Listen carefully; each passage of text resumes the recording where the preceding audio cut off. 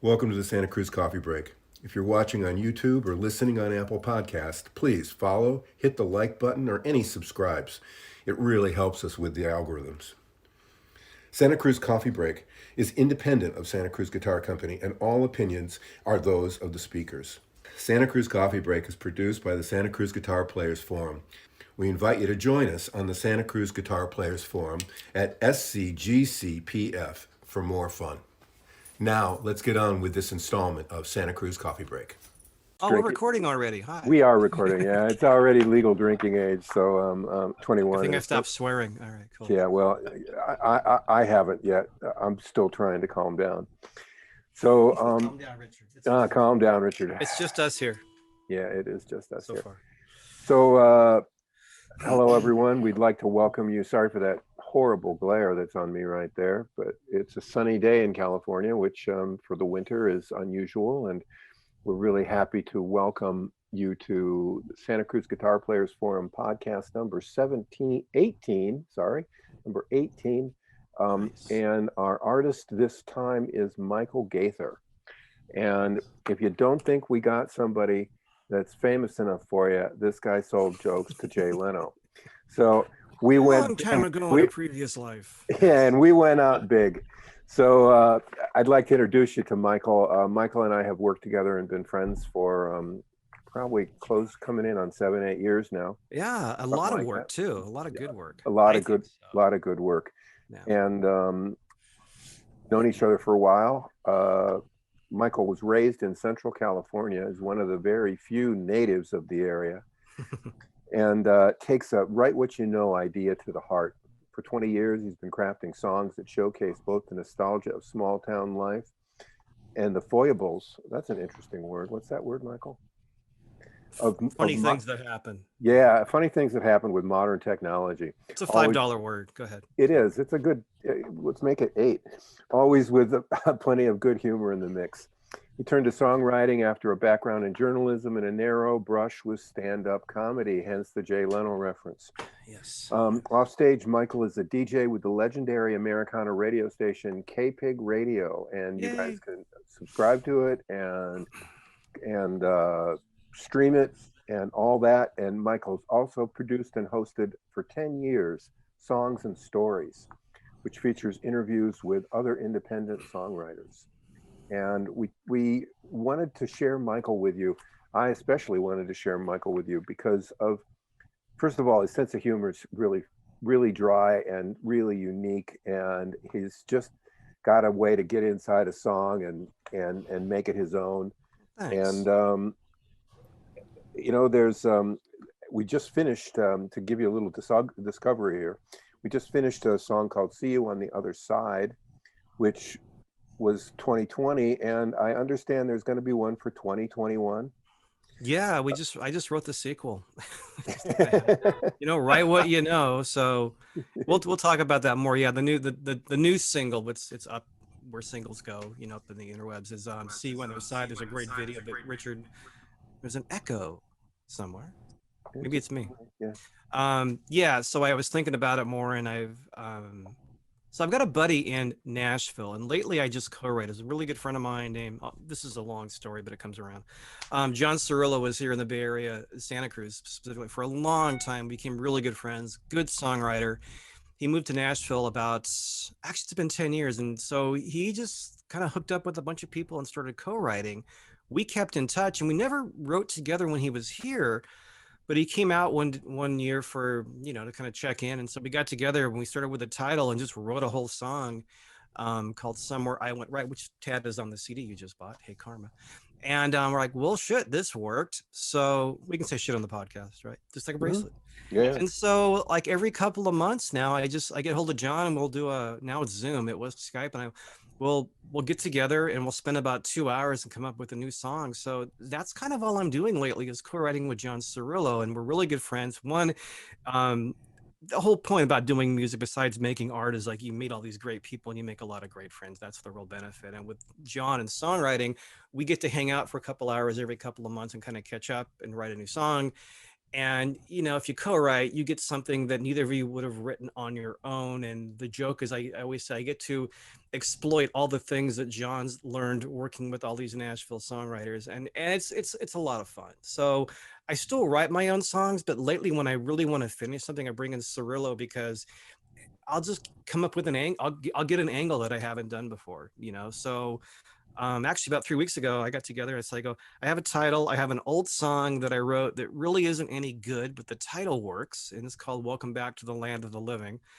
So we took the title and just kind of rewrote the whole thing, and that's sort of the sequel to Other Side, and I kind of wrote it with the idea that at some point we'll get together around people again like we used to back in 2019. I figure it's a good opener. It's a good kind of welcome back song. We can actually do that again. So I see a So couple. that raises a very interesting. It raises an interesting question, Michael. So you started this song from the title. How do you normally approach songwriting? Where do you start from? lately the last 10 years, usually I want to write about something.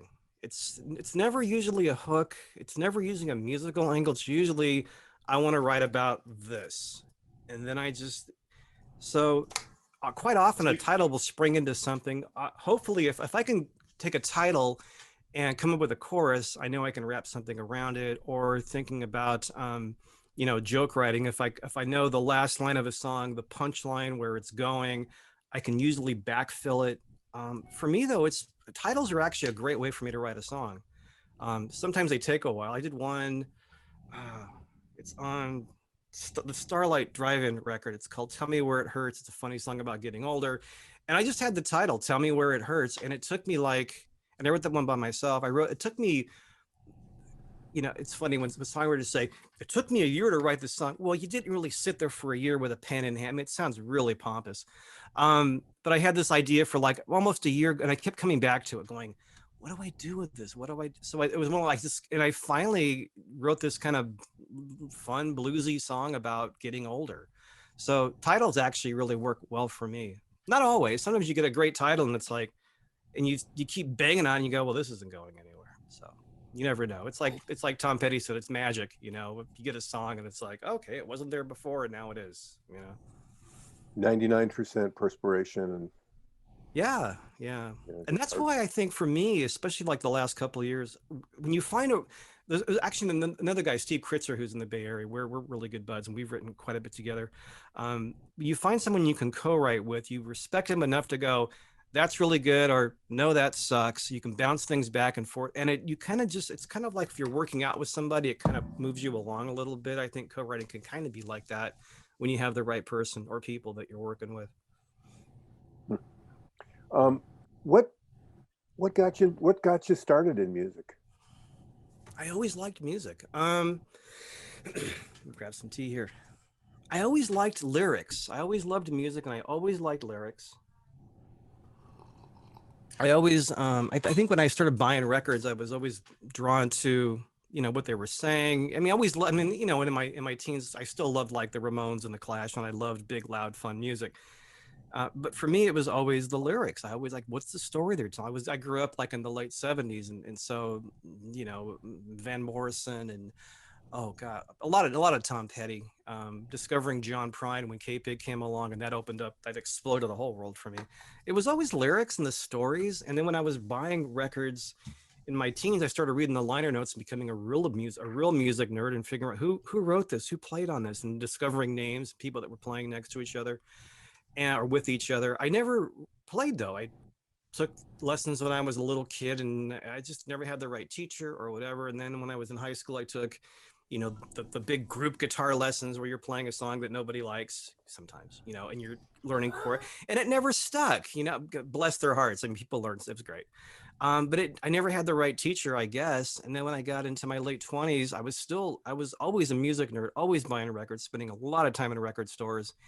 And I got to the point where I thought, well, I gotta learn some chords. So I got a guitar, and I had a friend who taught, and Billy Epstein goes by the name Hawk, a local guy who said, okay, I'll give you some lessons. And so we started playing, and I learned my Neil Young and my Tom Petty and some Buddy Holly. And then the kicker from that was Hawk, Billy Epstein, said, well, if you're gonna play, you have to sing. And I said, well, I can't sing. I've never sang before. And he says, well, because everybody can sing. He goes, you think you have to be. So he kind of just like kept nudging me. And finally I started singing along with Tom Petty and Neil Young and all that stuff. And so always liked lyrics and stories. And it just kind of kept going. Yeah. It's pretty obvious in your work. I mean, your lyrics and stories, the zombie song, Moving to Boise, and yeah. and I'm looking back at a couple of their titles from last year: Day Drinking Days 2020, No More Tequila for Santa 2019. I mean, it pretty much encompassed the year, I think. I think so. Yeah. In fact, a couple of weeks ago, oh God, when not to go down there, on January 6th, when everything happened that happened that day, Jamie Coffis played my song Day Drinking Days, which was a John Cirillo co-write on KPIG, and I texted him and thanked him, and Jamie said it just seemed like the kind of day for day drinking, watching the news. And the day drinking song, Day Drinking Days is what it's called, and that came out, this is where the title came out of a title. I was on the air at KPIG, and somebody called in. I always tell this story when I play it live, but it's cute, I think. I was on the air at KPIG, and somebody called and said, I have a traffic update for you. And I went, all right. Now, this was March 2020. There was no traffic. there was no traffic. And I said, okay, go ahead. And he said, there's a DUI checkpoint at the corner of Kitchen and Hallway. And I went, and it took me about a beat to get it. And then I learned that it was a meme going around. So I just kept announcing it as a traffic update on the air and playing a drinking song. And I thought, well, I got to write this. So that became Day Drinking Days. And it just came out of like a little moment. Like sometimes just a little moment like that happens. You go, that'll be a song. On the converse of that, people will go, bless their hearts. I appreciate the fact that people think I can write songs, and they like, some people like what I do, but someone will go, hey, I have an idea for a song for you. And I'll go, okay, thanks. Because not everything has to be a song. Like, I do that to you all the time. I'm sorry. No, you're like in the inner circle, dude. It's okay. No, I'm talking about civilians, Michael sent me something, and I'll go, wow, that sounds like a great song title. Why didn't you do something with that? No, just keep them coming. I trust you. Yeah, I trust you. Like when you and I do videos, I'll like Tad, the way Richard and I work is we'll talk about a video. I'll do a little storyboard. I go, here's what I'm thinking. Here's like the 3 things I really want in it. Now go ahead and just, do your thing. And then we'll talk. And Richard always says, let me know if I've gone too far. And I'm like, no, I think we're good. It's you and I kind of like co-write the video. I'm like, I have an idea, you have ideas, and we come up with something we probably wouldn't have thought of on our own. I think it's collaboration, no matter what the art form is. In anything, it's collaboration. Yeah. I mean, in with the right people too, people you trust. Yeah. Look at how we've grown this podcast from being really, we were just have absolutely no freaking idea what we were doing when we got started, and now it's. We almost have an idea now. Yeah, we do. And Tad and I are finding our place together, and it's good, and it's a lot of fun. My podcast started like that when I started it back in 2000, whenever it was. First I was, and I'd go back and listen to the first ones, and I was stammering. I really didn't have and they got pretty good. In fact, it just became an interview series, and until I kind of just sort of not ran out of juice, but I think I just took it as far as I really wanted to. I think. Yeah, we came to that thing with Santa Cruz, is that they're a small shop, and they're really busy, and everybody there works, and Richard, in being Richard in such an amazing way, really doesn't do something unless he does it 400%. So if he doesn't have time to do it, he's not going to give us a crazy 20-minute phone call. He's going to give us the time that he does. So we branched out into these other artist podcasts, and I think they're actually very, very interesting. I think we're onto something that is a little different for a kind of a manufacturer type marketing company kind of thing. Yeah. And it You know, is. I haven't gone back to the whole archive yet, but have you talked to Colin Hay yet? No, not yet. Just because I'm a huge fan of Colin Hay. I just Yeah, love him. not yet. He is We're like the consummate entertainer too. He's like the guy. we're you know. rolling out. We're trying to roll out the big ones. You know, just Nice. it's whenever we get a little bit more comfortable with it. Cool. So not only guitar, banjo, Banjo. what else? Ukulele, enough to, a half dozen chords where I can pull it out and do a couple of songs on it. Harmonica is quite a lot of harmonica. And then lately I had this old G&L Telecaster I never played before. I just didn't have an amp that I liked. And I bought a little Fender Champion a couple of months ago. And it's like having a whole bunch of new tones to play with. It's nice. Yeah, sure. Yeah. But mainly this guy. You know what? As much as these backgrounds are fun on Zoom, I just hate how it doesn't really work. So I'm going to do this. Ooh, blue light. Look at that blue light. There we go. There we are. Now we're in Michael's office. Yes. Yeah, There we go. that's There's my even influences. background. There's Petty. There's Neil. Christy Hine is up on this wall. So Spinal Tap's behind me too. So, working singer-songwriter mostly on the weekends. Yeah. Sometime during the week. What's happened in the past year? Have you read the news? There was stuff happened apparently. Yeah. How you doing? I'm fine. I feel like I'm always like the odd bird out. I got really fortunate last year. So, March happened. I think the last gig I did with my band, my new best friends, was we played.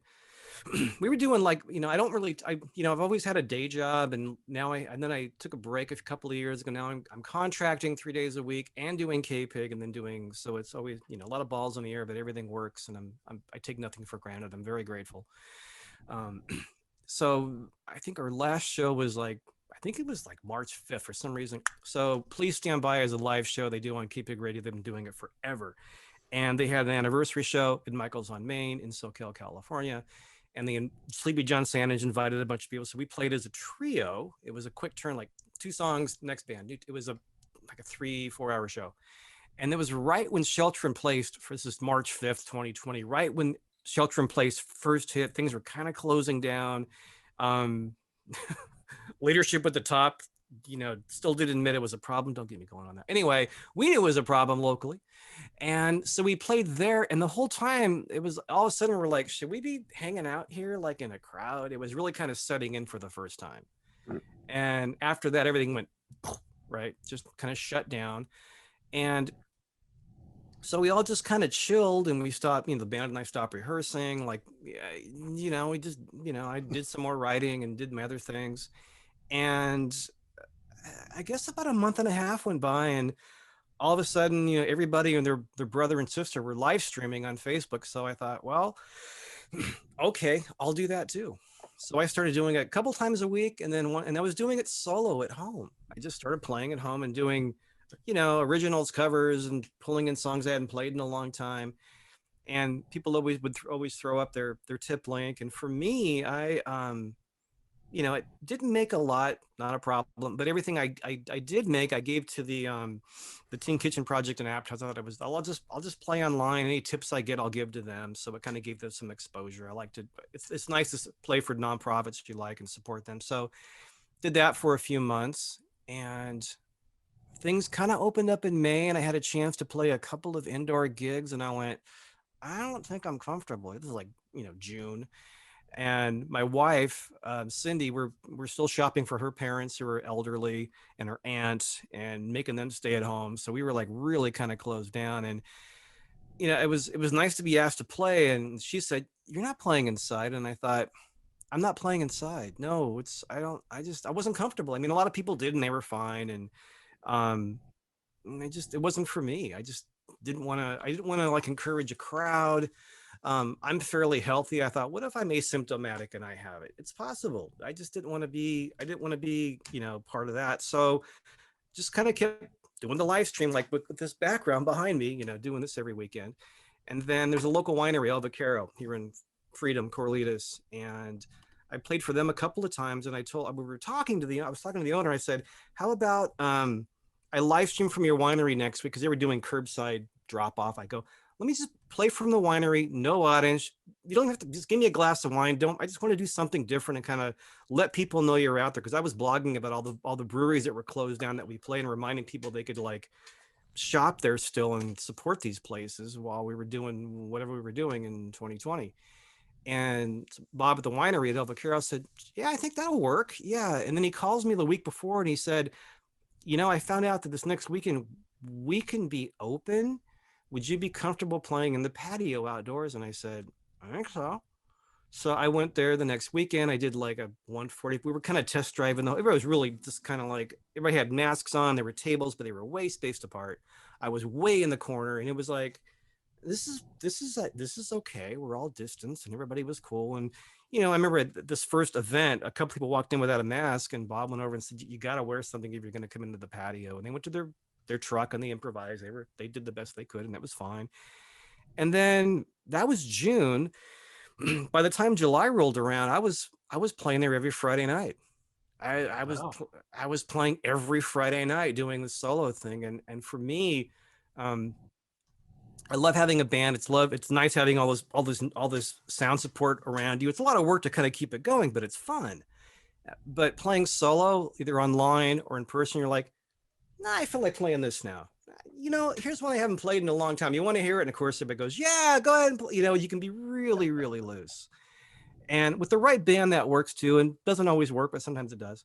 So that just kept rolling along. And I was playing every Friday night from like July on, uh, eh, playing for new people. And we kind of created Bob and I kind of, and the people who showed up, obviously, created this scene where every Friday there was a food truck, there were masks, they were distanced, everybody was fine, and it was really. And Bob and I kept saying, I don't think anybody knows we're doing this, you know, but we were letting people know, and it was fine. And then a Wow. couple of months rolled by, and I thought, you know, this is a real blessing. I'm very lucky. I got to share this with people. I just because all my friends weren't playing, so I started inviting people down to come do people that were comfortable playing out. A lot of people weren't, which was understandable too, coming down and doing guest sets. So some locals like Christy McCarthy, Derek Bodkin, and I'm forgetting a couple of names, but I had them come in and do like half-hour guest sets, and then the winery booked them for their own shows on the weekend. So I was kind of like opening this up. And then I had a couple of bandmates come down, and we weren't really practicing because we just didn't want to get close to each other, but they would come down, pick out songs we know, and we'd stand like, you know, and exaggerated like 7 feet apart, and we'd do a few things together. And that was our Friday night live at the winery. And then we finally closed down. December 18th is when the order came down again. So, you know, it was a good run, and we're going to just, and then we had the holidays, and now we're really sheltered in place, shelter in place 3.0, I guess, at this point. And at some point it'll open up again when COVID, you know, when things lighten up, when things get whatever normal is going to be and things can kind of open up again, we're kind of ready to go again. So, and yeah, so it was kind of it was just kind of the anomaly, but I ended up having a place to play. So I just shared it with my friends. Oh, I'm very envious of that. I mean, that's just a wonderful story and a wonderful situation. I Yeah. know that I have a group of friends that we play together, Hmm. and we tried to keep playing together. I mean, we couldn't go out and do gigs because everywhere we played, if you had 6 feet just to get your whole band to fit in, you were lucky. That was it. Um, Yeah. yeah, but I have, a little warehouse space, so we were able to set up and keep 8 feet between us. But as you can tell, we're all in the that group that is most at risk, and a couple of our wives just kind of said, No, and no more. it was fine to err on being cautious, you know. Yeah, yeah. Yeah. We did do one show at Christmas time where we live Hmm. streamed to a whole bunch of people, and basically I was with a couple other friends, and we just played Christmas songs, and it felt so good. Yeah. It had been so long, and now I'm anxious to when things can start opening up and we can start just having some fun again. I know when my bass player came down and just, and then we were, no one knew it was rough because we hadn't really played together in months, but he knew my songs and he was practicing on his own. just having somebody that knew my stuff playing with me, and then my friend Eliza James came down and did harmony on a few songs, and then what was this winery too? There's a local guy named Adam Bolaños Ska who's a winery member, and when I learned he played violin, I gave him a card one day because he was always there. He was a member, and he goes, "Oh yeah, I've seen you a bunch of times." And I go, "If you ever want to play," and he's a classically trained violinist, and so I sent him a couple of songs, and he called me. He goes, "Yeah, let's play." So we came down one Friday and backed me up. We did, a couple of mine, and we did, of course, Tom Petty's the Freebird of Tom Petty songs, Mary Jane's Last Dance, which is everybody loves. And with the violin, it was like, okay, let's do more of this. And it turns out he lives literally like about a quarter of a mile and pointing across Calabasas Road. So, he's interested in playing some more. So I ended up with a new player at the ready. We got to get together and plan this out, but just a lot of really cool stuff happened, and it just kind of evolved over. We were being really careful, and a lot of things just kind of happened over the summer. I still played some other wineries outdoors at gigs that I had scheduled, but I just did it solo. It wasn't really the time to go out and get the band back together, and it just wasn't right. It just didn't feel, and even at the winery, when I brought in people, there were some people that wanted to come in with a whole band or wanted to do like a whole sound check. And I thought, this is kind of like plug and play. If you want to come in, play your songs, I'll give you half an hour, and I'll give you some of my wine tip. You'll get something for it. And it wasn't enough for some people. So it's like, okay. But a lot of people took us up on it, and got to play, and it was fun. So. Yeah, no, the one good side of this is that in this time that we haven't been able to play together, our bass player has actually written 5 songs and recorded them by himself, and then sent them out to us and said, "Hey, what do you guys think of this?" And it's like, Christ, if you're going to be this creative and this productive, we should keep this COVID thing going for about another year. You'll have an album ready to go. or just stay home. Don't come out until you have your record done, Yeah. I think for a lot of musicians, home recording is, I think like a lot of companies that sell gear have probably done fairly well, Some people learn Spanish and bake sourdough bread, and some people just bought more recording gear. Yeah, no, I think that this is definitely the time for people to play with the equipment that they may have bought and never really spent the time to get to know and refine their techniques. I know I'm a lot better than I was a year ago, but I'm still not quite ready to do it by myself. Yeah, and then in my case with my bass player now, I've never really wanted to spend time learning how to really record well, just because, I do computer work kind of for the day job. I don't want to spend all day and all night in here. But with Greg, my bass player, Greg Avalar, I have a new song, and I have a couple of new covers, and he goes, "Can you send me a demo?" So this really simple rig, I got a Focusrite Scarlett 2 that I got from Richard. I got this TC Electronics mic mechanic, which is just for a little bit of reverb. And I've been bouncing songs to Greg, and then he adds bass to them, and we're just kind of working up really nice demos to kind of like, okay, we'll play it like this. And we got together last week in person, 6 feet apart. He tried some bass parts. I go, yeah, do that on the song. So I came home, recorded.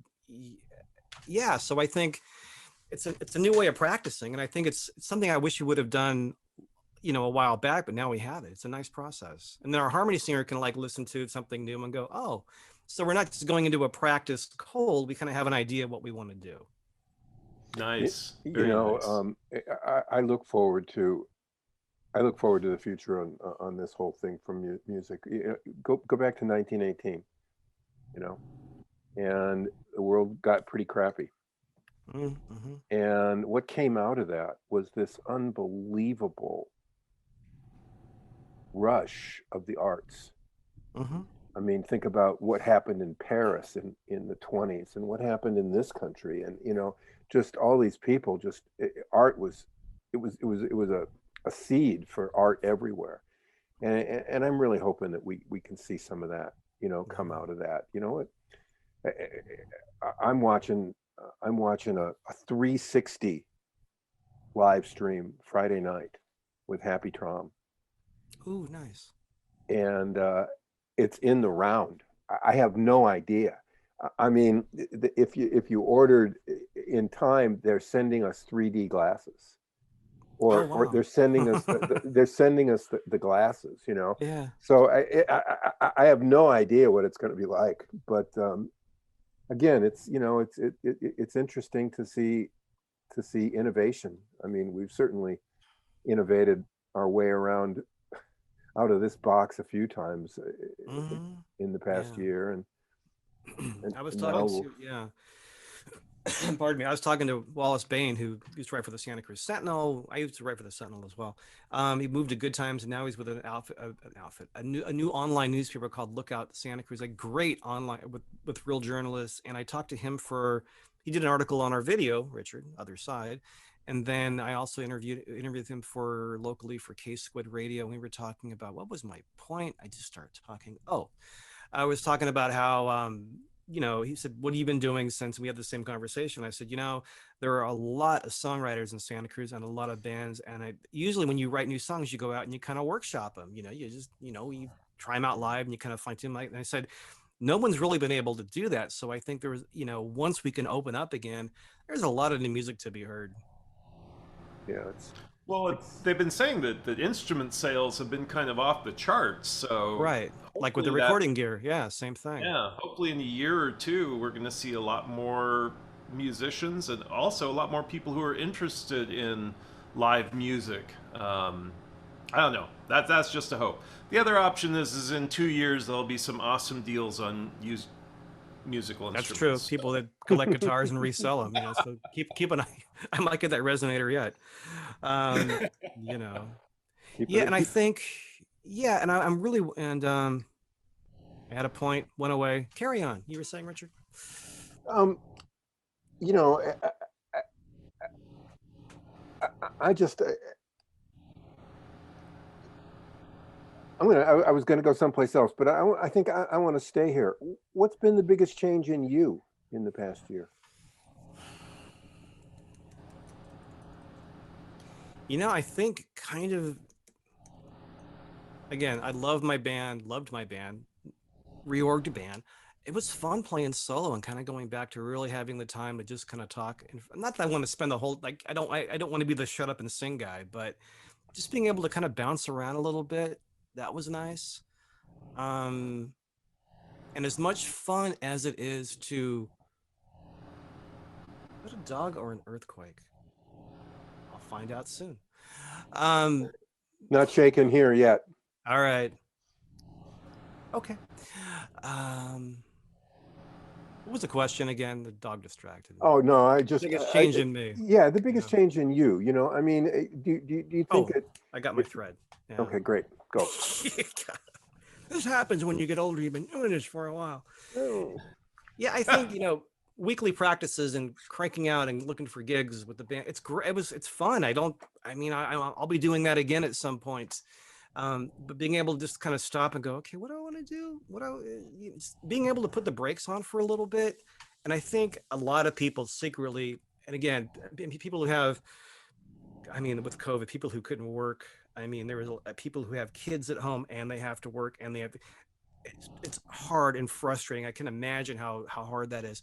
But for folks that kind of just rolling along and had to just kind of put the brakes on, were able to do it without any repercussions. I think people kind of like the break a little bit. I didn't hate having to kind of go, all right, I'm not going anywhere for a while, and it was okay. I was all right with that, on a kind of on a related note, I think a lot of musicians who really travel, some didn't mind not having to travel. I think on KPIG Radio a month or so back, John Sandage interviewed Fred Eaglesmith and his wife Tiff, and they were talking about. I think he said, "What's the biggest change for 2020?" And Fred and his wife said, "We've never had a holiday. We've always been like on the road, and we're not hating this. Of course, Fred's got royalties, and he's okay, and he's wonderful. He deserves it." Last Sunday, John interviewed Laura Love, who decided that she's done with traveling and she's stopping. So I think putting the brakes on for a little bit, for people who could do that, wasn't a bad thing.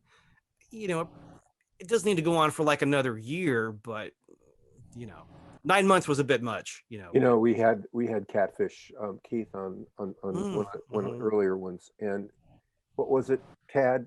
25 years he'd been in Europe in the fall. Yeah. Every year for 25 years he'd been touring Europe in the fall. Yeah. And if you watched him on Facebook, he was lost. I mean, he's in Oh, Iowa, right. you know, and nothing's happening. Yeah. And he came out with a really fantastic record out of it, but you know, he was just lost. I mean, Yeah. it's like, this is what we've done for every year for 25 years. I mean, we've been in these places, and you know, he was just kind of going back over it on his page, and it was hard to look at, because this is somebody that, you know, entertaining is water, you know, air, oxygen to this guy. Yeah, we had him on Please Stand By. We're doing Best of Please Stand By, the live show, and he was on, I think, last weekend. John Mhm. replayed an old set of his. Yeah, fantastic. Yeah, so I mean, and again, I don't mean to like yay for me at all, but for people who travel for a living and play for a living, venues, I mean, and everybody and all the whole support system, I mean, it's you know, it's been a real tragedy. Yeah, we have such a microcosm of it in Santa Cruz. You know, Yeah, I mean, eh, Tad, you're in the Bay Area, you know, and you you guys have other things that you can do up there, but live music down here was Yeah. really pretty much it. You know, I mean, that was what happened, and yeah. you know, we watched everybody lose their jobs, and we watched all these places go away, and then we watched everybody burn up. Yeah. Yeah, the fire on top of it, right? Yeah, you know, and then we watched that, and you know, it's kind of like, I'm real excited to see what comes out of the community, because what does not kill me makes me stronger. You I know know, we're in the middle of a windstorm here in the South Bay, and I woke up going, and there's a fire down the road, and I'm like, oh, please, God, no, no, no, yeah, no, it's no, no, you no. know, you kind of like, we used to see a fire, or we used to have wind like we had last night. Apparently, Tad's skylight blew off his house last night. Yeah. We had Wow, such wind up in Berkeley, jeez. and you know, we had pretty good stuff down here, but it's like, nah, just don't send us the tourists on the weekends. You know, Right, just right. keep everybody at home, so we all don't get infected and die about it. We come back to Santa because we take the scenic route, and then as soon as we hit Capitola Village, the windows go up, and there's all the tourists. Yeah. It's like you're walking too Well, closely. You're not wearing masks. Yeah, just roll the windows up there, and we'll just take this other side road. Fine. So, what well, the brought you thing to? that I was going to say, what's interesting to me is you guys down there have a little more open space. So you have venues that have patios and have outdoors and have been able to, you know, make some effort to keep some kind of business and entertainment going. And that's the Yeah. one thing I've noticed up here. You know, I'm in my little warehouse in Oakland, and directly across the street from me is the Starline Social Club, which was a wonderful, you know, 1880s building with a bar and bands and live music and just a wonderful place. It's close. Mm. Stay with us, Tad. It's Zoom. He'll come back. Yeah, he'll come back. Yeah, I think they are having some pretty rough wind up there. Mm. Way more than we have. He'll Oh, be really? back to, Yeah, I yeah. haven't looked at the weather today to see Yeah, what it. in fact, it's just kind of like literally blowing just a little bit down here. We'll get him back It here. died down here too, but it kept us awake. It kept us awake for the bulk of the night. We kept waking. I was like, first, like, is that thunder? No. And then at one point, I go, is that no? Is the truck going down the road? But the rest of it was wind. It was. Yeah. But I Is checked the that patio this morning, and everything was fine. come on, Tad. Come on, buddy. Come on back. To go back to the other topic, it was like, you know, what's going to happen when then we come through this? You know, I think getting back to whatever normal is going to be. We lost Tad. You He'll know, be back. he'll be back. It'll be interesting to see, you know, once vaccinations are rolled out on a big enough scale, and once people who accept the fact that this wasn't a cold, and yeah, that whole thing, right? But most of us are going to get the vaccine once we were in line to get it. I think. We'll, I we'll think. do our best on that, you know. Yeah. So, what brought you to Santa Cruz? Besides being a native, What brought you to that guitar? as far as this, yeah, that guitar in your hand. I would say dumb luck or good karma. So let me see. Been playing for about 20 years ish, writing for about 20 years.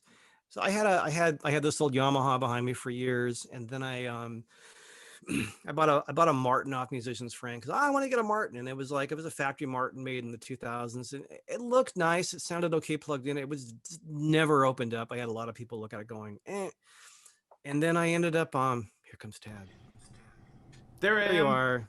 Good to see you back. You missed the best part of the interview. I'll just repeat what I Yeah. did. I'm sure I did. I'm sure I did. No, it's You were just You know, saying this nice is- things about you, So. this is the other side of this whole thing is our reliance on technology and how we're discovering our technology is not as bulletproof as we would like to believe. With online meetings and online concerts and online sales and online everything else. And then you discover that our internet connections are on par with, they're actually lower than many third world countries. Yeah. Unless you pay a lot of money. Here, I don't even have an option. So I just connected to my phone. So hopefully, Okay. we'll Looks see the if that same on works. this end. Yeah, actually, it looks pretty good. I mean, here in Pacific Grove, we lived for. I've been working at home for 25 years, and we lived for the first 23 of it, 44 feet from the end of the AT&T fast internet line. We were 44 feet from the end of it, and they wouldn't extend it for us. So we lived with this really ridiculously slow internet speed for up until 2 years ago. Where, Wow. we're not up in the 5G range, but geez, at least we can hold a conversation, I know. and especially now with both of us being at home.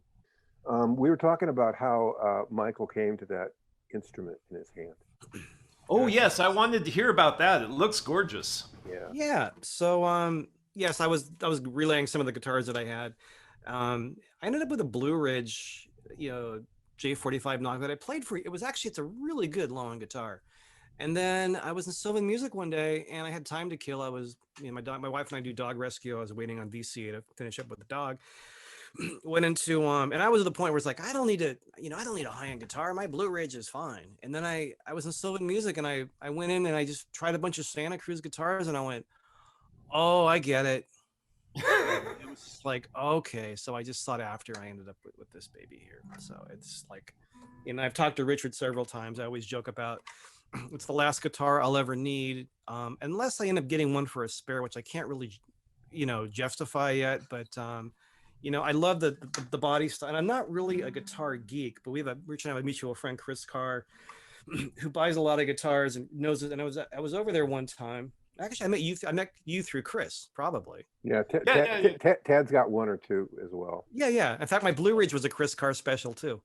Okay, yeah, no, that was where we first met. If it didn't get onto the podcast, was our friend Chris has Right. had an Yeah. annual Christmas party to keep his horses entertained. Yeah. And he manages to invite a few humans, and you were playing at one of his parties. That's right. Yeah, and that's right. That's where I probably met Carolyn Sills and Gerard Egan there too, if not before.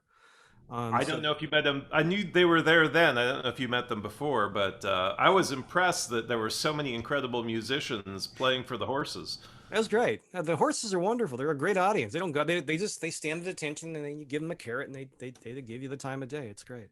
So I ended up with this thing, and so I was at Chris's house. I actually went after one of the barn parties.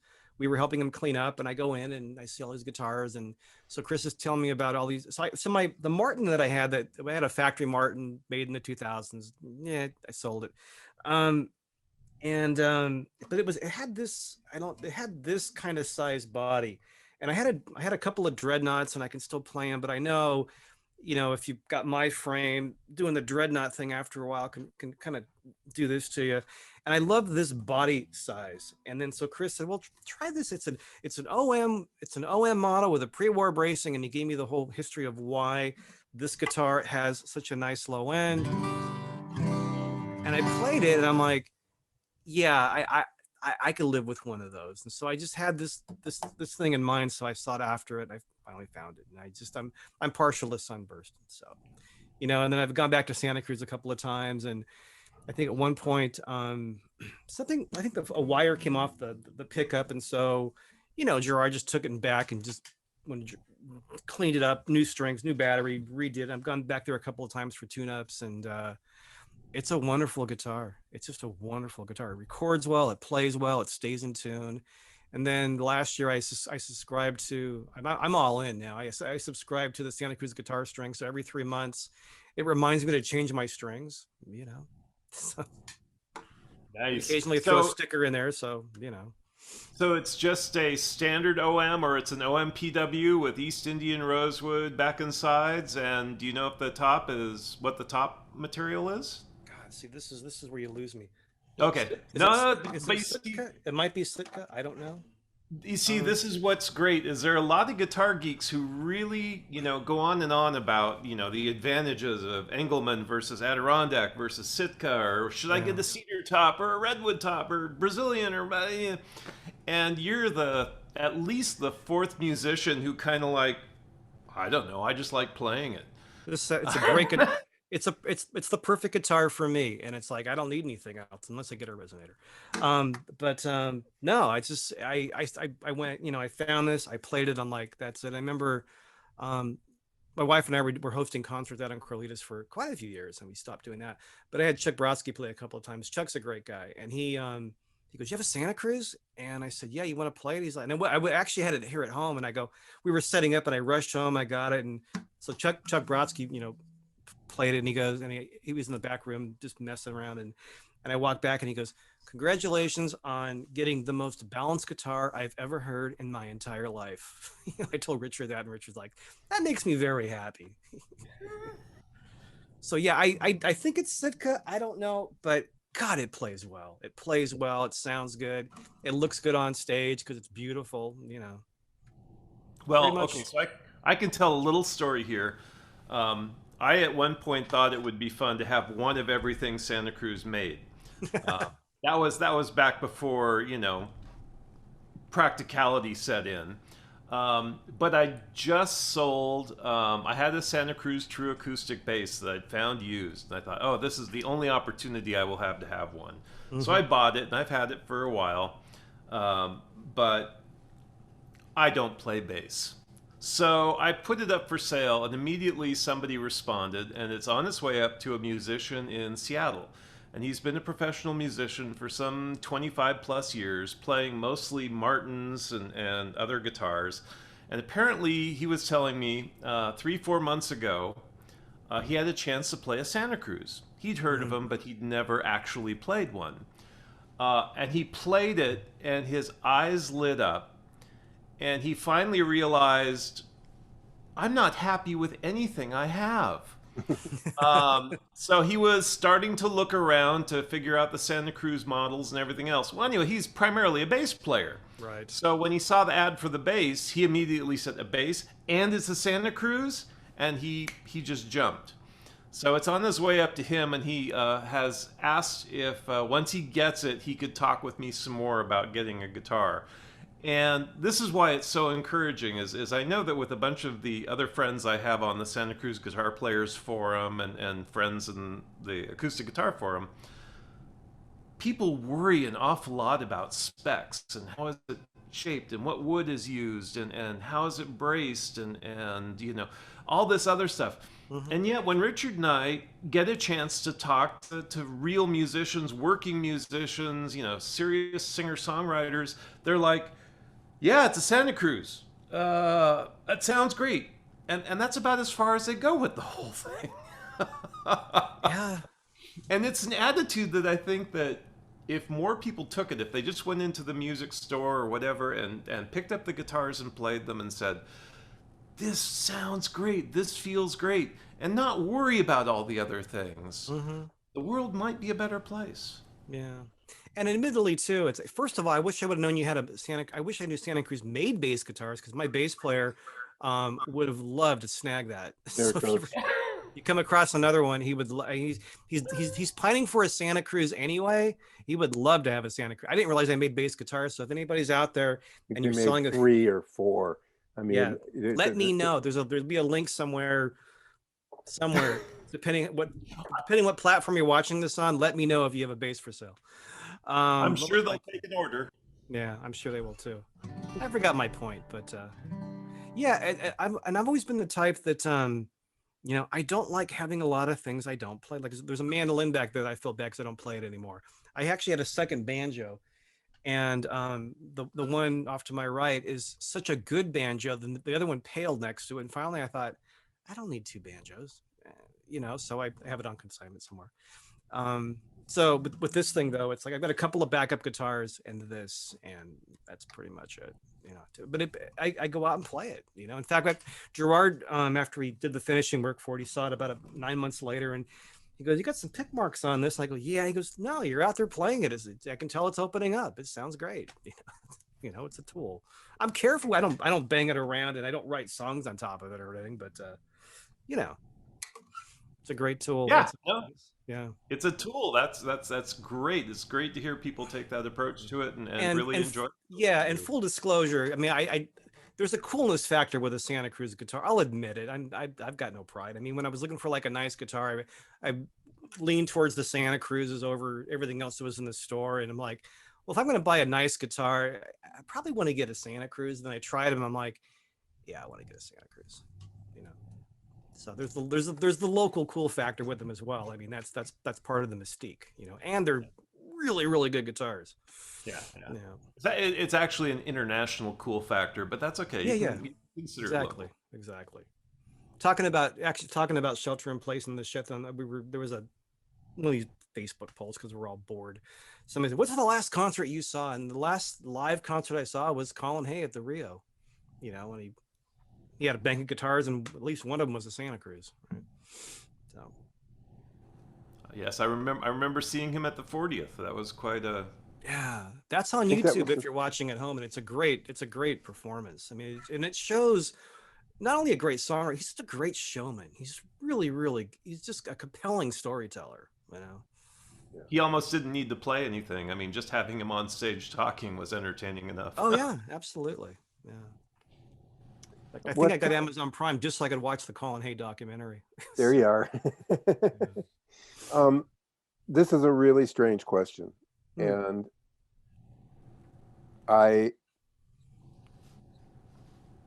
when we asked it of Jamie Stillway last time, she took it to someplace that I never would have thought. And the question was, what was one thing you would change about the guitar if you could change one thing? And Jamie's answer, for those that didn't see it, was fascinating. She said, wow. No repeatable notes. And that's like, whoa, we just opened up the cosmos to a really big whole new idea of music. But so Michael, Throwdown, what would you change? I'm a pretty simple guy, and it's a dumb answer. A B string that would never go out of tune. Yeah. That's glue. Crazy glue. Well, the string still stretches. For some reason, it's always, I don't know why. For me, it's always the B string. I got nothing. I can't top what Jamie said, obviously. I'm always wrestling with the B, especially when I'm playing like an outdoor gig and it's foggy and I'm always wrestling with the B string. It's kind of a dumb answer, but that's the first thing that comes to mind. That's okay. It was just her answer was so far out there. I was like, I didn't really know what to. I didn't really know. No, I was thinking about it. I like playing the same note in different positions. Isn't that? Yeah. Well, it's just part of the way it voices and things like that. But, yeah. Wow, it was just such an unusual. I mean, you don't have enough palette now. You want more. Okay. Yeah. Great. What are you going to do with it? Honestly, I can barely play this. If you expanded it more, it's like, Well, Jamie also was in some ways interesting. They say that the Eskimos have like 50 or 75 different words for snow. And yeah. I swear that Jamie probably has 50 or 75 different degrees of silence. She really liked where she was in this quiet world where she could hear things. Yeah.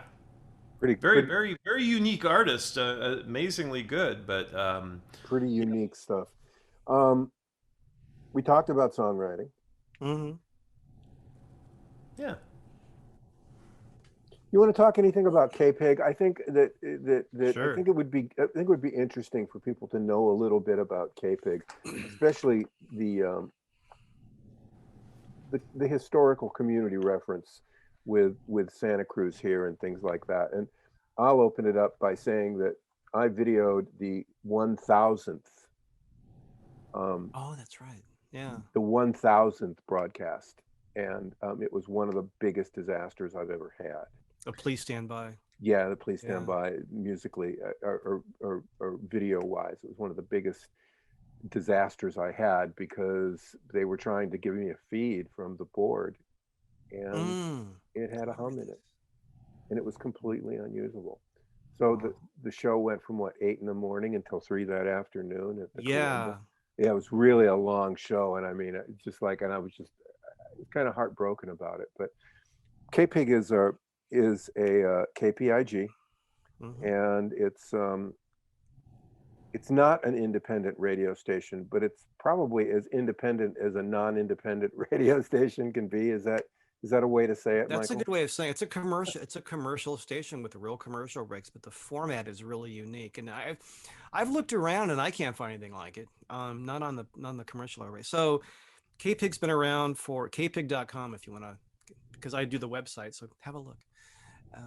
It's been around for I think 35 years. Some Was history. KFAT and Yeah, it started off as KFAT in Gilroy, California. There's a couple of books about it. And for a while, there was a kfat.com site that was like just streaming old shows.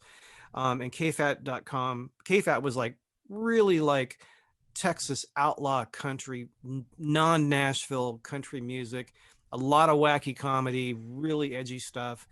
Um, that closed down, and Laura Ellen Hopper, the late Laura Ellen Hopper, who was a Kim of radio age at the book is great on KWA. It kind of gives her whole story. Came over this way, Freedom, California, Watsonville. It kind of blends together. Formed KPIG. She started KPIG, and what she did was she created the Americana format. So I always say pretty it's much? people that don't know go, oh, it's a country station. I go, no. I go, it's not. It's like, outlet, not even like alternative, whatever they're calling it, alternative country. I mean, the Texas, all the guys from Texas with 3 names, Ray Wiley Hubbard to Robert Earl Keen, that a lot of Willie Nelson. You're not going to hear commercial Nashville music on KPIG.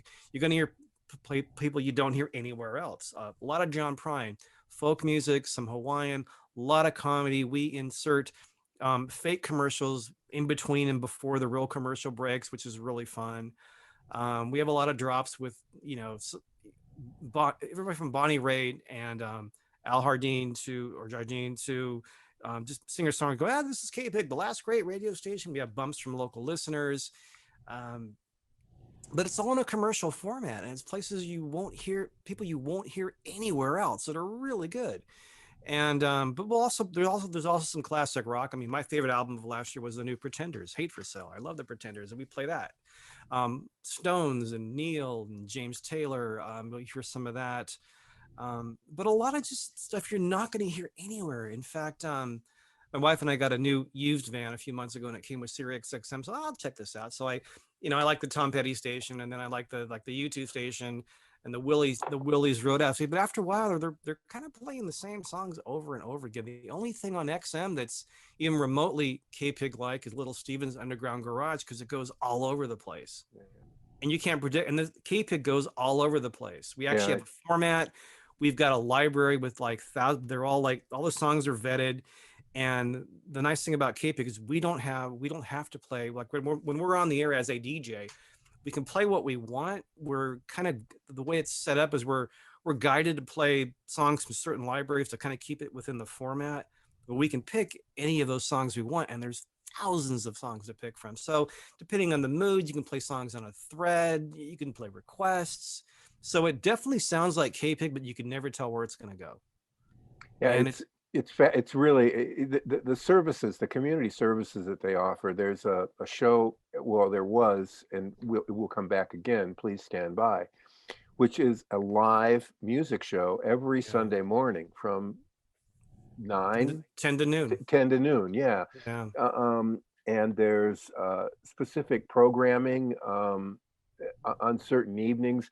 If you log in and sign up onto KPIG, you can even get Carolyn Sells and Gerard doing their kind of like kickin' cowboy. Or their House of Twang. Yeah, their House of Twang. But really some amazing stuff, and an opportunity for local people to really, if it's good, an opportunity to get it out there. I know that's how I got in. So the first song I ever wrote was when I was so for people who aren't local, between here and San Jose is this windy mountain road called Highway 17, which is nice on a normal day, but you fill it full of 50,000 cars during commute. It's a little insane. So I wrote a song about it. In fact, Richard did a video for me on it. And that's the song that finally got me onto KPIG. And I got to know people there. And so I did another record, and I just called Ralph, the morning guy. I said, hey, can I bring, yeah, come on, bring it on. Because I was kind of, not that I was vetted, but they were already playing my music or one of my songs. So I had a way of, like, whenever I did something new, I would say, can I just bring a couple of CDs down? And they would say, sure. I mean, and you can't just walk up and go, here's my CD. But it's like, I was kind of, I don't want to say when that was inside. That sounds really pompous. They were already playing my music, and I had relationships, and I really appreciated it and didn't try to take advantage of it. So there's a really good showing of local artists. And I talked to people like, Gurf Morlix, the Texas producer, great songwriter. I've gotten to know him a little bit. And we interviewed for my podcast a couple of years ago, and he said, people are really lucky to have KPIG. There's nothing like it. And this is like a pretty well-known Texas, producer. So, so as far as the shows, yeah, we have as far as the artists we play, have good local representation, some big names, and a lot of people you're not going to hear. Paul Thorne, Todd Snyder, of course, a lot of Joan Prine, Jerry Jeff Walker. I mean, people you're not going to really hear on regular radio unless you really dig, or you go to independent nonprofit radio and you find somebody who has a folk or Americana show. You'll see them kind of sprinkled in there. But KPIG, that's basically our format 24/7. And then the shows, please stand by every Sunday during a non-global pandemic year. We have 4 people, there's that whole thing. But it'll be everybody from like touring artists to somebody local, and it could be a kids drama production doing a couple of songs from Carrie the musical. I mean, everybody will be on there, and it's always a mix, but it's always entertaining, and it's always really good. John Sandage hosts that. Jamie Coffis hosts Neighborhood Night on Wednesday nights, and he'll interview other artists. Now it's on the phone. And then on the weekend, there's a Tom Petty tribute show, a Beatles tribute show that are produced for KPIG by Jamie Coffis, one of our DJs. There's sort of a more roots bluegrass show on Saturday nights. That's done by Choo Choo Charlie. And then we have some syndicated shows. Reverend Billy C. Wirtz does a really good like vintage R&B show on Sundays. There's a Grateful Dead hour on Sundays, but most of it's live DJs playing stuff you're not going to hear anywhere else, and it's pretty amazing. So for me, they were playing me, and I was doing the podcast, and I did some voice stuff outside of my normal jobs. And a couple of years ago, Lori Roberts, the operations director and the daytime DJ, said, I have a proposition for you. You want to be a part-time DJ? And at this point, this is like 2 or 3 years ago, I said, if I take on one more thing, my wife's going to leave me. I had too many projects, and she's like, so, a year and a half ago, I decided I had this toxic day job. And Cindy says, my wife says, take a break, for a little bit. And so Lori's KPIG said, okay, now will you be a DJ? And so I did. So I go in there when they need me, and I'm on the air, and now I'm doing their website, on their social stuff too. So I've got a hand in KPIG, which is incredibly fun. And I'm just very grateful. Yeah, that's KPIG, folks. Yeah. KPIG.com. Stream them. Don't give the money to Spotify. Give the $5 or the $7 to KPIG. Yeah, and the way KPIG works, if we actually charge for the stream, it's $5 a month, but it's commercial free. So yeah, so it's a well worth thing, and you get to see Michael, and I mean I've had some amazing Sunday mornings at live, and just some unbelievable performances by not just local people. some No, touring artists come through, and it's big name people. Yeah. So, sitting yeah, right I there. got it. I just got to say that when I was growing up, there was a radio station in San Francisco, KSAN, mm-hmm. that was like the dead Beatles, psychedelic, whatever. You know, it was an incredible station. But this was back in the days where you only got the local radio stations on your car, which I think a lot of people can't relate to nowadays. But when we would go down south to go to San Jose or go to Santa Cruz or whatever else, the highlight of the trip was being able to tune in KFAT. Oh, nice. And then KPIG, and it was amazing. But the trouble was, you could only hear them when you were down there. Maybe at night your radio might be able to pick up a little bit of the station, if you held the antenna out the window and prayed properly, whatever. But now it's online. Yeah. And that's it's glorious to have a station like that you can get from anywhere. You don't have to drive down to Watsonville anymore. Yeah. Here's a fun fact. KPIG was the first station in the world to stream online. Oh. Wild Bill did that way back when, way back when. Yeah, so the trick with the stream is, I'm promoting KPIG, but I want to keep it on the air too, is you pay $5 a month, and so when we're running commercials for 4 minutes, you hear a 4-minute song. That's how it fits. So you're in the same programming. It's just like you don't hear the commercials. You'll still hear but you'll hear the fake ones. Those are outside the commercial block, so you get to enjoy those. I think even though it sounds like we're way off in the weeds, down some rabbit hole in this thing, I think it's really important, because this is how your music gets out there. Yeah. And this is how people. I mean, I can't tell you the number of artists that I've heard on KPIG and gone, wow. Yeah. I've never things I've never would have been exposed to. And they always have a Christmas party every year. We didn't get a chance to have a Christmas party this year. We didn't get a chance to do the Santa Cruz party this year, which is an amazing event. So, this kind of opportunity to stay connected with musicians in that way. I mean, yeah, it's a radio, but it's still pretty live. Yeah. And I gotta say too, really lucky. Yeah, and for me, KPIG really opened up my musical world, because I wasn't playing guitar yet when KPIG came along, and then I was hearing this music, because I worked close by, so we all had KPIG on like all our radios, so it was kind of like one station, and I was hearing. To me, country music was sort of like the middle of the road 70s stuff my parents played, like Charlie Pride or Charlie Rich, excuse me, just stuff I just really didn't. I was listening to the Ramones and the Clash. It didn't do much for me. And then KPIG came along, and again, all the guys from Texas with 3 names: Jerry Jeff Walker, Robert Earl Keen, Ray Wiley Hubbard. Again, people like John Prine and Buddy and Julie Miller. And I was hearing people I'd never heard of before, and I'm like, it just opened up this. And but at the same time, I started going to the Strawberry Music Festival and the Fat Fry. So there was this whole world of music my wife and I were going to. We're like, oh my God, Sam Bush. And I mean, you could list a bazillion names that people you're not going to hear on commercial radio anywhere. And now with YouTube, you can kind of like fish for it.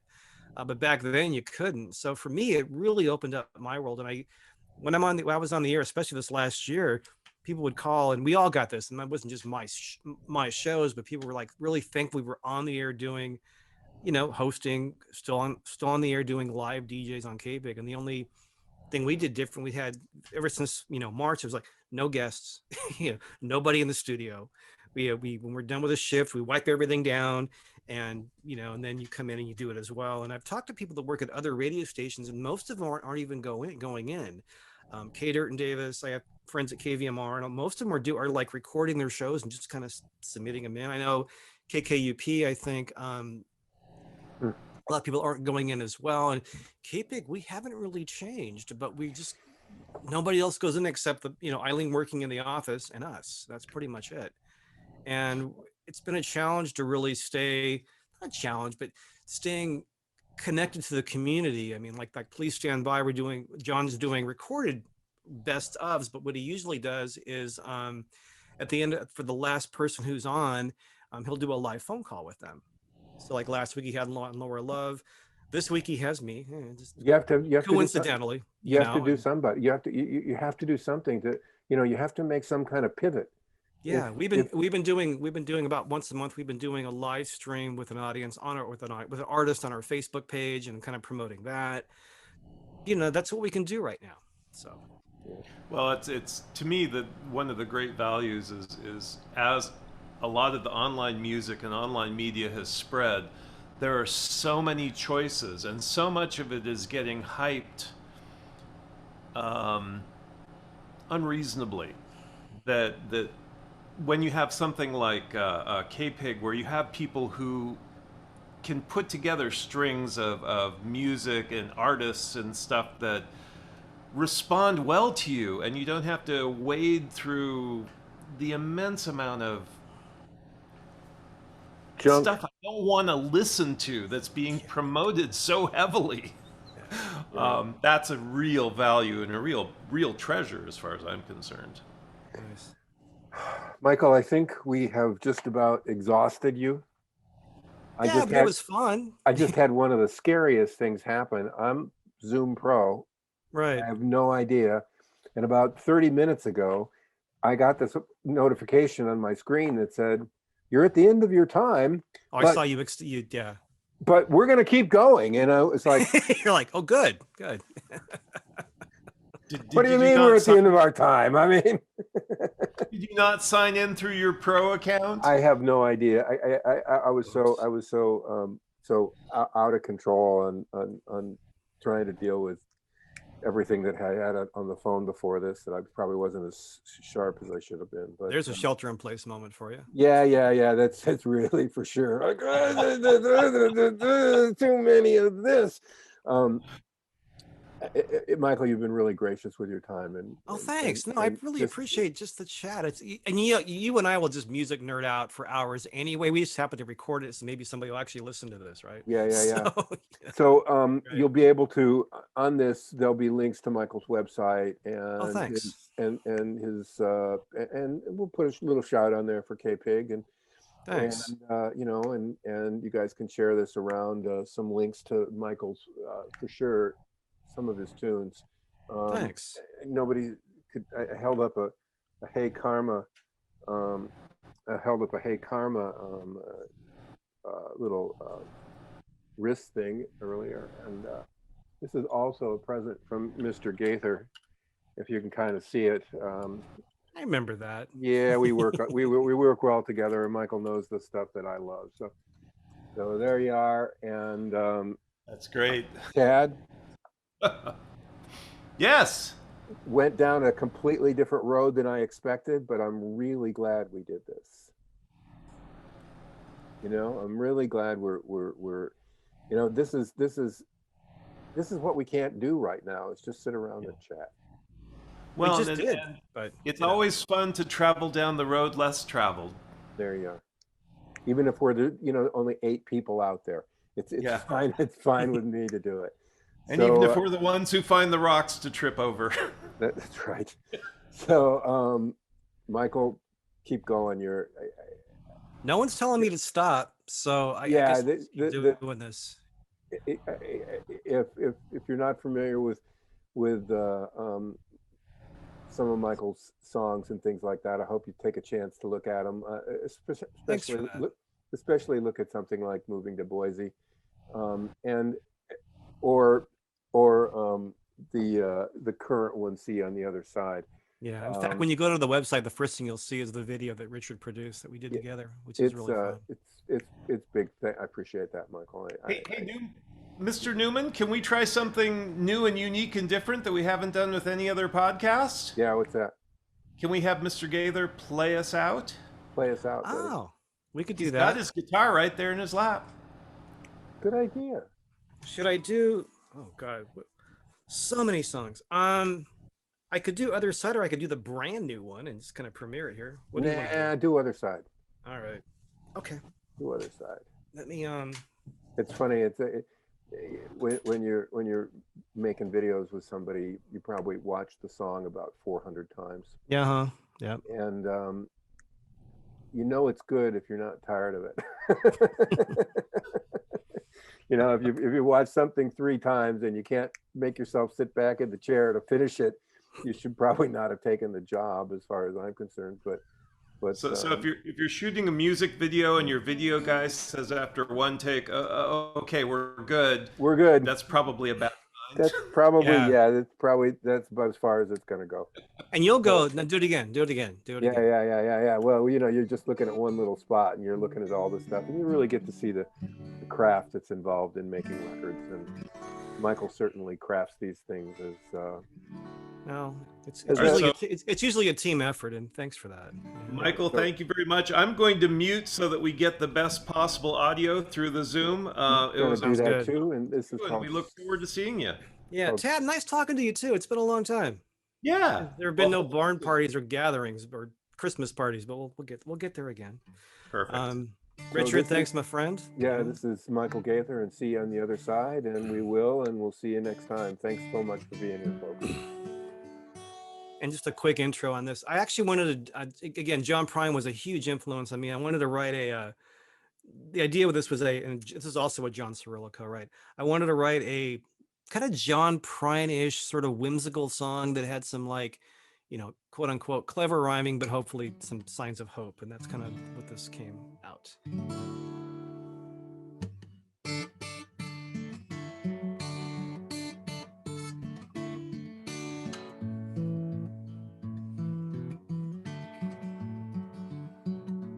I try not to read the news, wash my hands like Howard Hughes, wondering how long this will last. Home alone is how I live, hold up like a fugitive. I even wear a mask, but I'm hopeful if you ask, 'cause I'll see you on the other side when we stumble off this bumpy ride. Wild turns, uncharted places, scary times, uneasy faces. Buckle up and hold on tight. I'll see you on the other side.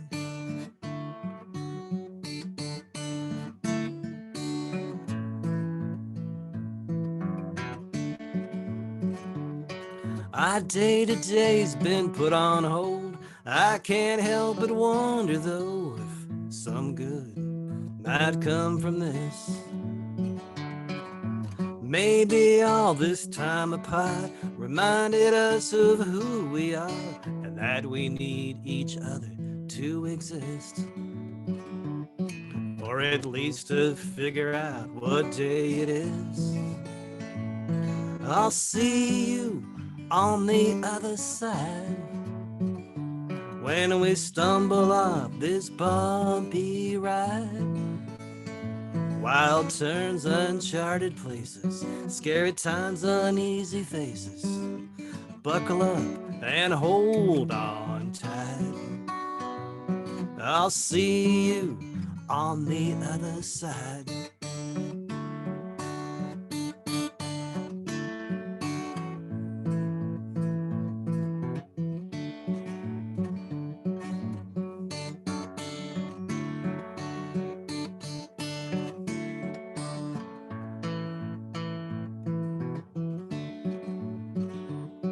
I'll see you on the other side when we stumble off this bumpy ride. Wild turns, uncharted places, scary times, uneasy faces. Buckle up and hold on tight. I'll see you on the other side. At an unsafe social distance, we'll meet with no resistance, and soon we'll be alright. And that's St. Patrick's, Easter de Mayo, Earth Mother's, Father's, Memorial Day, July 4th, Halloween, Dia de los Muertos, Thanksgiving, Christmas, Kwanzaa, Hanukkah, Boxing Day, New Year's Eve parties. Gonna be wild. I'll see you on the other side.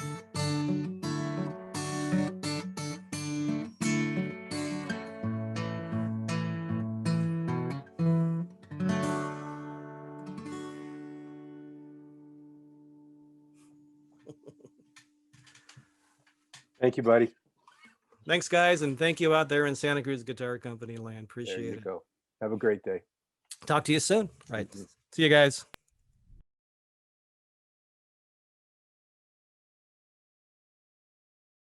We hope you enjoyed this installment of the Santa Cruz Coffee Break. For more music-related fun, please join the Santa Cruz Guitar Players Forum at SCGCPF or santacruzguitarplayers.com. If you have any questions or possible podcast topics, please contact us. If you have a product or service that you feel would be of value to our listeners, please consider adding your support and keeping the coffee pot on. Contact us for more information.